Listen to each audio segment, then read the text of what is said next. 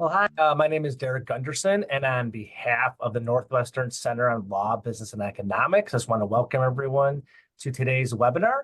I'm just going to turn it over to a director of the Workforce Science Project, Deborah Weiss. Deborah? Thanks, Derek. We're delighted to see you all here. Please put any questions you have in the chat, and Richard will get to them. And feel free to network by sharing your LinkedIn info also in the chat and connecting to each other. I'd like to welcome our moderator, Richard Rosenow, who's the Vice President of People Analytics Strategy at One Model. He's been providing a wonderful service to the people analytics community for the last year or two with his listing of people analytics jobs, which I put in the chat. These webinars are an opportunity for a deeper dive into how organizations shape the roles and responsibility of people analytics. We have a fabulous conversation today. I'm going to turn it over to Richard and let him introduce our guest. Wonderful. Hi, everybody. Deborah, Derek, thank you so much for doing this. And I am thrilled to welcome Brian Conaway on this call. So Brian's a good friend. We've caught up a couple times. I learn a lot every time I talk to Brian. Brian is I'm going to get the exact title here. You are the Senior Director of People Ops, Technology, and Analytics at Instacart. You have a phenomenal background in this space. You've got a unique perspective. And I'm just thrilled that you're on here today to talk to everyone, to share a little bit about your story, and to talk about your open roles. So Brian, thank you for being here. Thank you. So let's kick off with kind of a level setting here. Brian, can you tell us a little bit about your career journey? Because you've had an interesting one kind of coming into the people analytics space, and would love to hear how you found people analytics. Yeah, for sure. So, but first, before I do start, thank you, Richard, and folks for having me on to talk about this and the open role. And I will say, really great to know Richard. He is such a glue and connector in the people analytics space, and I've met a lot of people because of him. So, just wanted to call that out. Yeah, a little bit about me and my career journey. I won't say an untraditional path into HR, but somewhat a unique path. I began my career at EY actually as an engineer, building apps, both internal apps for consultants to use on the engagements, but also external apps that EY sold into market. And believe it or not, it was actually mostly in finance. So right out of college, I was hard into finance and building apps around that space. I transitioned to General Electric, and that kind of gave me an insight and taste into the corporate side of the world, if you will. And again, there, I actually was implementing ERP and quality systems for all of the aviation manufacturing sites. So again, not really foraying into the HR space, but there was a lot of flavor of HR there, working with unions and a global workforce, even implementing systems that you kind of had to be aware of. And then I transitioned back to EY, started as a product manager, actually building an app for mergers and acquisitions. So I know, Richard, as you were, posting on LinkedIn around kind of some of my background, I have a strong background in M&A, mergers and acquisitions for the acronym. And the tool really helped a lot of HR aspects in an M&A, thinking about org design. What does the organization need to look like to support the future business? And it had a ton of analytics that came out of the box around organizational health with respect to spans and layers, looking at job classifications and looking across the whole company for duplicative capabilities and having conversations around, should we centralize those? Should we keep them decentralized? And a lot of work in shared services, because a lot of the M&A were for very large companies that were global. And so there was a lot of work around consolidating shared service centers, around processes, technologies.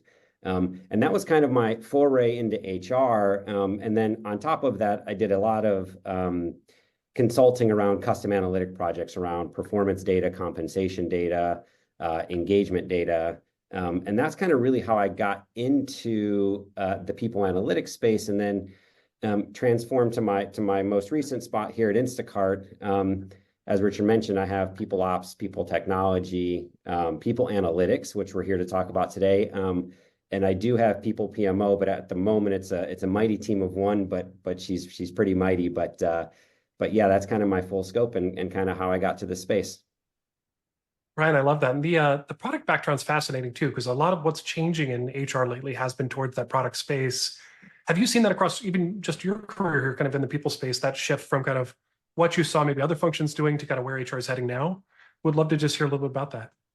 Yeah, as I talk to peers in the industry, at other companies in the tech industry, HR is becoming very, I'll say, kind of in the tech space and analytics space, kind of mirroring engineering and product teams in the sense of treating everything and thinking things of delivering them to the business as a product, with design and product managers and engineering, and then obviously your research and data analysts. And so we're definitely seeing that shift. Here at Instacart, we're not quite there yet, just in our journey, but I've definitely, some of the peers who are more advanced, definitely seeing a lot of the shift to the product side of things.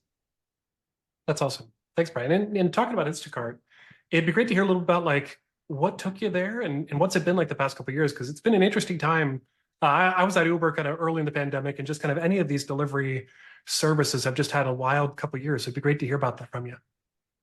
Yeah, so Instacart reached out to me for the role, and given where they were at on their journey as a private company wanting to go public, I wanted to kind of be part of that, and so that was the initial interest and draw to the role. I'll say fortunate. I wasn't here during the peak of the pandemic, so so for those who were here on my team and those who were still at Instacart who were here during that time, it was chaos because it was like 10x growth overnight, and the scalability and the operational efficiency probably wasn't there, right? And so it was tremendous growth in a matter of months. And translating that to my role, it's always really important to be thinking about, as you continue to do things forward, what does that scalability and operational efficiency look like should another aggressive growth period happen? But yeah, so I just wanted a little bit about Instacart, right? For those who don't know what Instacart, yes, we deliver groceries, but we're a lot more than that. We're actually a leading grocery technology company. And we work a lot with grocers and retailers to really just transform how people shop. So it's not just the e-commerce, app or site that you go to.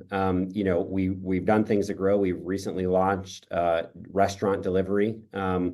And we're constantly looking at ways to expand the customer experience. We have what we call smart carts or caper carts that we have in stores that we're piloting.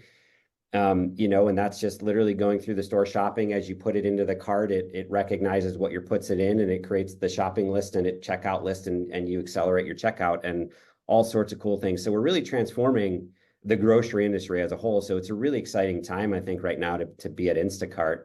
I've been here for 2.5 years. It's really flown by. The first part of my career was really helping with the IPO readiness, because we recently IPO'd last fall, and it just continues to be exciting to be here, as we continue to power the grocery transaction of all the retailers and for everybody. That's super exciting. So Brian, we mentioned a couple departments, and I think you've got a fascinating title in the space. And even on this show, for those of you who've come back kind of again and again, we talk a lot about kind of how things are structured and how these departments work together. Could you talk about how you got your kind of setup that you have? And would just love to hear a little bit about how that flows together, even before we get into the kind of the people analytics space.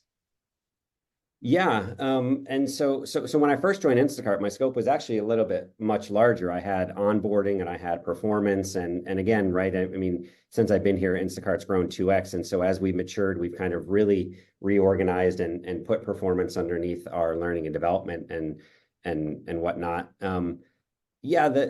I think you posted it. It's kind of I think in your words, the supply chain of data for people analytics, right? In terms of the groups that I have, and it's interesting to have the scope that I have, because if I think about people operations and people tech, right, they're the backbone around kind of delivering employee experiences for the rest of the company, technology and processes and support, and everything the employees do, they feel it, and those teams really support it. At the foundation of all of that is data, right? And it needs to be good data. And what oftentimes I see when some of the companies don't have this type of design where you have a leader over all of that, sometimes the people analytics team, I think, gets left out, or they're told late in the game about a lot of initiatives that are happening. So I think one of the benefits really is collaboration in terms of amongst my team. And so when I see initiatives coming down the pipeline for something in recruiting or L&D with respect to process changes or, system functionality changes, my leads talk to each other about that, weekly. And so the people analytics team is brought in really early so they can understand the impact. Hey, is the data changing? Do I need to, what impact does it have of what I've already delivered to the business? As a result of the process change, are the outcomes or what we're measuring different so that we actually have to kind of talk to the business and give insights in a different way than we're already doing? And so they really get a good head start on a lot of that work so that, once those processes and tools and systems kind of get delivered, they're already in line with that and the insights are coming out really quick afterwards. And there's not this big delay of, oh, hey, data changed. I need some time to really go back and change this. We're just in a unique, spot where, they collaboratively work together and they actually get to weigh in on some of the impacts in terms of downstream impacts, and that can influence how we actually implement processes and systems. Yeah, Brian, I love that. And I think what's been interesting in the people analytics space is I think years ago, you would see like an HR tech team that would maybe pick up people analytics, but it was still very HR tech. And then we saw a lot of people analytics teams advocate for, we've got to report directly to the CHRO because we've got to be important. And I think what you've built and the team that you have is a real model for where we're heading as a field. And to have that leader that protects, supports resource management and allows the people analytics team to thrive, it's what gets me so excited about the role that you've got on your team. So I just want to give you kudos and a shout out for how you built that. Thank you. So let's zoom in on people analytics. Could you talk a little bit about like what the people analytics team is up to? Are there certain cross collaboration projects you'd like to talk about or things you'd like to share? Just a quick moment to highlight what the people analytics team is up to at Instacart. Yeah. So for those who maybe didn't join immediately on the dot at noon, we're sifting through the engagement survey results. So here at Instacart, we don't have a dedicated survey team. So the people, and this is the conversation we've had prior, Richard, the people analytics team here at Instacart takes on that survey work. And so that's a big initiative going on because we did our annual survey, closed a couple weeks ago. We do a lot of insights and targeted action around diversity. So we partner closely with our diversity team a lot. Just recently we're working a lot with finance to really, put out insights to the business around headcount planning and forecasting and measuring the targets. And that's always interesting because you have the dynamic of how does finance, view headcount and the definition versus how HR views it, and aligning there.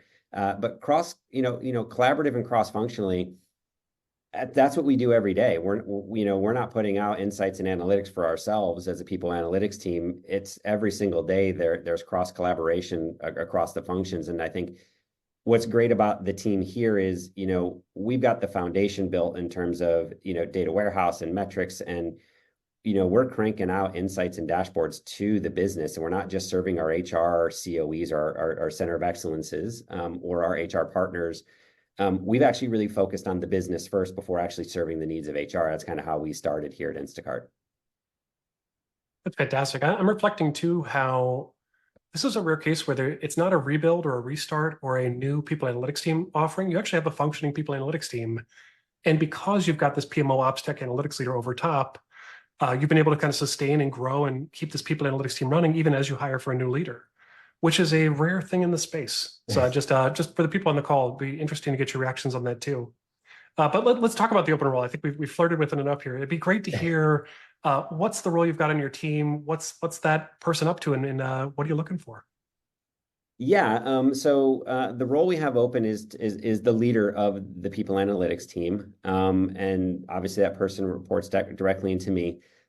Thinking about kind of before we kind of like talk about what is like really critical, success and skills for that role, maybe just a little bit of background of the journey of people analytics here, so people get a flavor from it, because I think that'll help as I describe, where we're headed with the role. We spent the last year and a half, and shameless plug for Richard, but we spent the last year and a half working with one model, really getting the foundation built for us here at Instacart. People analytics team here, we actually don't have an engineering team dedicated to people analytics, so we don't really have the back end data engineering pipelining resources available for us. And so for us, we had to augment that, and one model's done a great job there. But but we've really built up the last year and a half the core foundation. I'd say we're probably about 95% of the way there of having everything integrated with recruiting data and people data, compensation data, engagement survey, exit interview data. I think for us, what's really remaining is data around learning, and that's probably the last piece for us to get the foundation. And we've done a lot of great job delivering insights to the business. And if you think about how the traditional way of thinking about analytics of descriptive, prescriptive, and then advanced analytics, we finally got the descriptive piece down, and we're solid there. And so as we look for a new leader for this role, we're actually looking for a leader that will kind of take us to that next step and really start getting into the more advanced analytics and deeper research questions, because we haven't really got there yet because we were focused on the foundation. So a couple things that I think about for the role, really looking for someone with prior management experience, because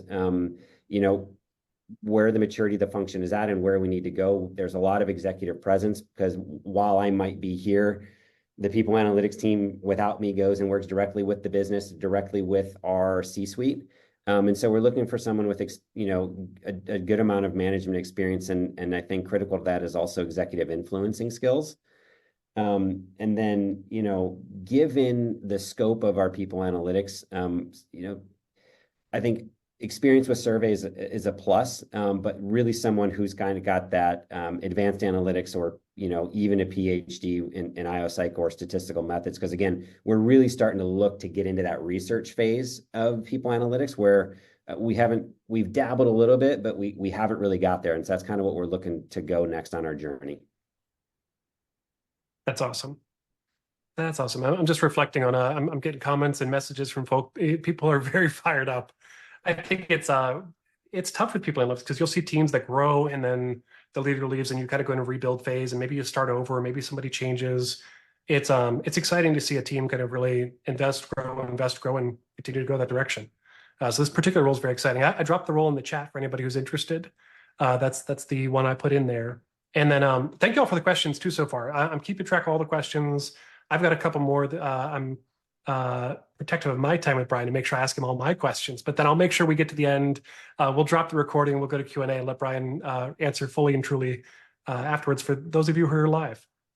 So let's talk a little bit more about the role. I would love to hear, you spoke a little bit of what they're up to, but are there particular things that you think of when you define success or achievements or milestones as you think about this leader, maybe even looking back like a year from now, as they look back at what they've accomplished?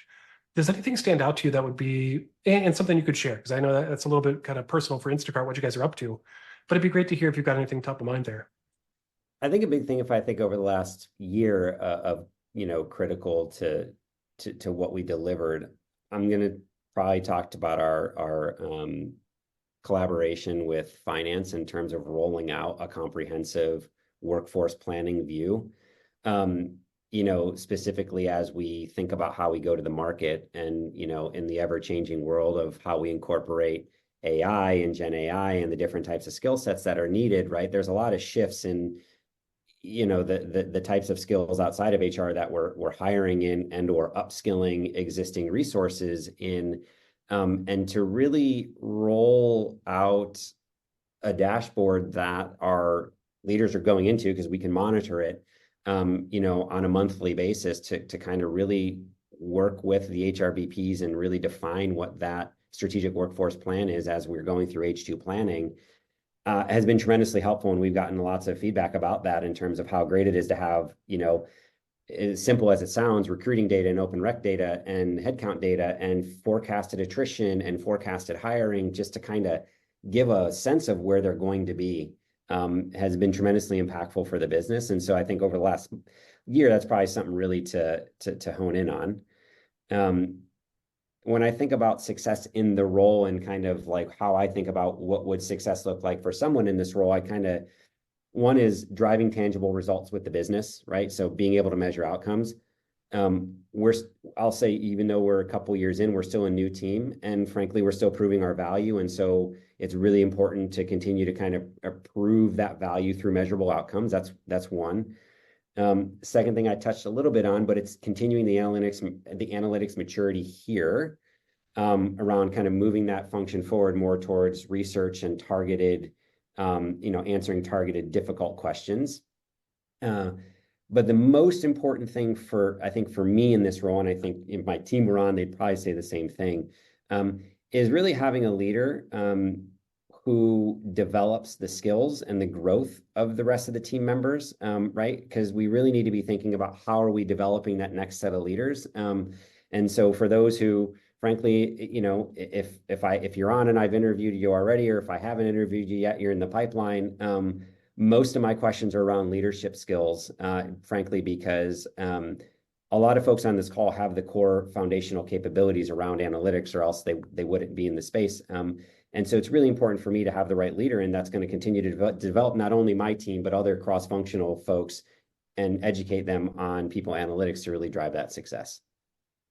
That's a great takeaway. And it's an interesting transition, I think, for analytics people and folk that have been in the role for a while. And it's a tough spot because there's not a lot of resources for somebody that goes from being a deep in the data, deep in the weeds person to that like leader level where you're leading teams that are doing the data, but it's not quite like a VP level. There's something there for those people where you've got to like let go of being in the weeds, but still manage a team across. And that's it's a unique opportunity though. Could you actually talk a little about who's on the team?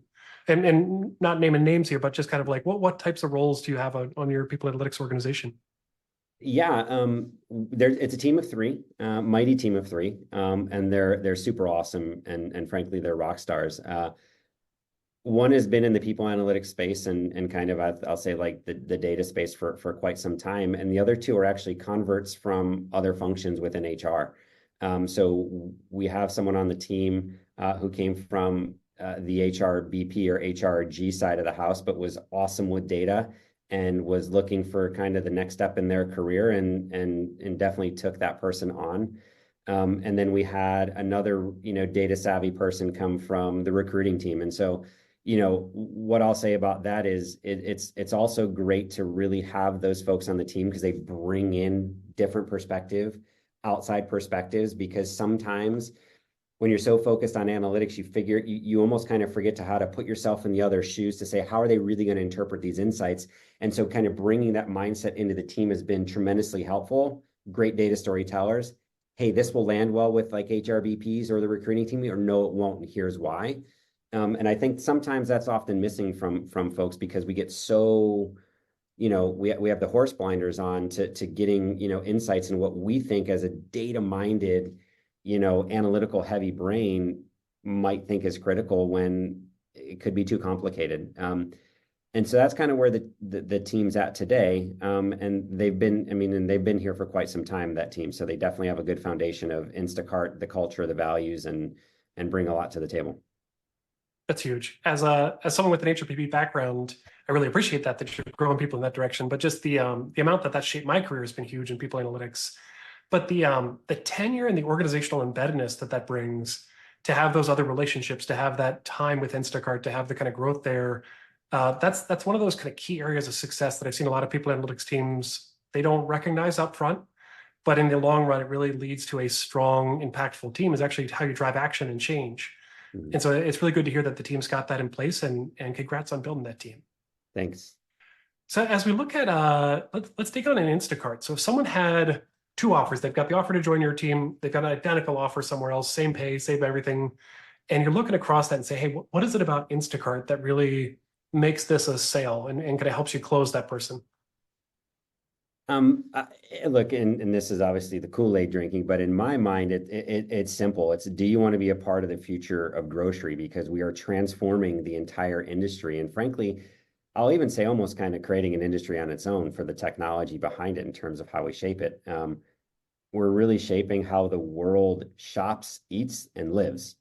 Right? We're fundamentally changing that. How are we doing it? We're empowering it with our retailer partners. And we're giving everybody access to the food that they love and more time to enjoy time together. And we have this saying of share love through food, right? And being able to enable that, right? That's what we're doing here. And it's pretty tremendous to see the impact it has on so many people's lives. That's good Kool-Aid. Thanks, Brian. So let's look a little bit broader, and then I want to make sure we get to kind of questions. So if people have questions, throw them in there. I've got all the ones in the Q&A written down. This is your time though with Brian, so make sure you're thinking of some cool ones, and some tough ones to throw his way. But Brian, I'd love to pick your brain about people analytics and the future of the field. Yes. So what's coming for people analytics in maybe the short term and then maybe a long term? It'd be great to hear what's top of mind for you. I'll say the easiest thing to answer this, but it's the most relevant, and it's the hysteria going on in the market, and it's AI, Gen AI specifically. But it's really it's real. I'll say there are definitely some some startups that are popping up in terms of Gen AI in the people analytics space, and I know existing players in the space are doing a lot around natural language and interaction with data. But it's really real. And how I think about this is it's critically important to embrace. And the way I think about it is I envision my team at some point where we have Gen AI in the people analytics space so that folks who are not data savvy, whether it's business leaders or even other folks within HR, because not everybody's data savvy, or people who don't know the HR vernacular or really know how to interact with the data, where they can literally go and ask a simple question of, hey, what's the attrition rate for this leader, and what's the trends and what's driving it? And I think that's really critically important because I talked about before, you have that descriptive, prescriptive, and then the really advanced analytics. And I'm not talking about Gen AI to help with the prescriptive and being really fancy. I'm talking about Gen AI taking off the plate of the day-to-day questions the people analytics team gets about the standard metrics that are always there. Sometimes it's a product of leaders just not self-serving and going and getting the data themselves when it's there. So being able to have some sort of Slack app or Teams app or whatever messaging interface you use that allows folks to interact with the data is critically important, because what it does is it frees your team up to start moving up the ladder around prescriptive and doing those targeted research problems, because you're taking work off that plate. I say this because people analytics jobs aren't going anywhere, and Gen AI nor an AI or any system is really going to replace any role in this space whatsoever.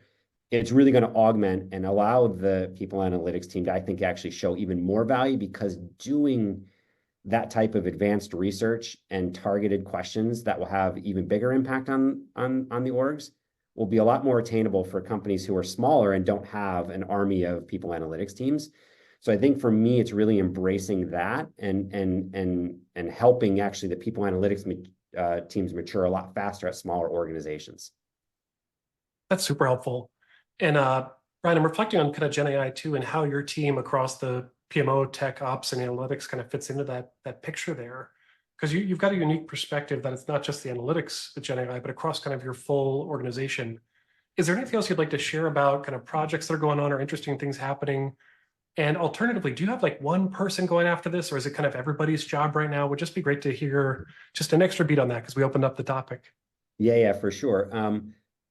Yeah, so there's no one individual person like across the company. I'll say within HR, I'm the person that's kind of driving it across HR, but then also there's, again, collaboration, cross-functional collaboration at the executive level around it. We do have a committee internally that is dedicated to it, but that's more so of like an enterprise committee of making sure we're selecting the right tools, we have the right strategy in place as a company, so that individual teams aren't going and buying tools that do similar things. It's more on that front.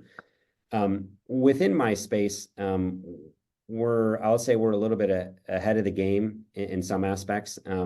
We do have an AI bot released internally to help with operations support, so people can interact with it in Slack to get access to information. That we started with efficient access to information, because the majority of the questions we get here at Instacart is the inability to find information that they need, and so that's kind of where we started.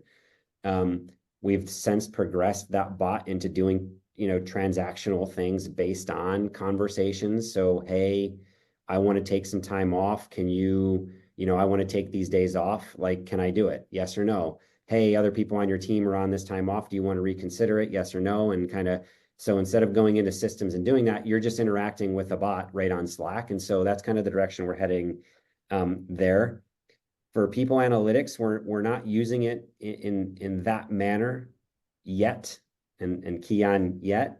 I think the analytics team right now is leveraging more of loading basic data in there and asking the AI to identify trends. So it just accelerates that kind of analysis that we're doing to identify trends. And honestly, as we do sentiment analysis around comments, right, it can do sorts of those things. So the people analytics team is using it in some ways, but not to the level of kind of where my vision is for how we get there. Yeah, that tracks, and it's exciting to hear though tangible things going on across the other parts of your business too, and that's incredible. So we are going to transition into the Q&A portion, but that means our friends that are watching us later on YouTube, this is the end for you. So with that, thank you, Brian, for being here, and we will take out the recording from here. But Brian, is there anything else you'd like to say for the folk watching the recording later? I really hope you guys learned something from it, and I'm really hoping to see a lot of folks, come through the process of the open role. Definitely looking for great leaders. I'm sure they did. Thank you, Brian.